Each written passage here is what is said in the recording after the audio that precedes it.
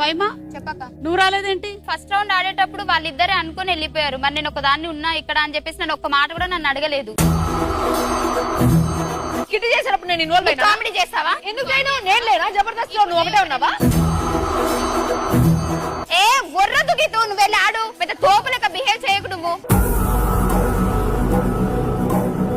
మీరు ఒక గ్రూప్ అయినప్పుడు నీ టీమ్ ఇది, నీ టీమ్. అవునబ్బా, మానవత్వం ఎవరైనా మాట్లాడొచ్చు, తప్పేముంది?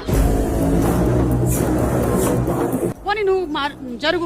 ఇప్పుడు నేను కూర్చున్నాను కదా, మళ్ళీ నన్ను అక్కడ పంపిస్తున్నారు, అవమానం చేసినట్టు కదా. వామ్మో ఎన్ని ఈగోలరా బాబోయ్. షో నుంచి వెళ్ళిపోమంటే వెళ్ళిపోతా, నాకేం అవసరం లేదు.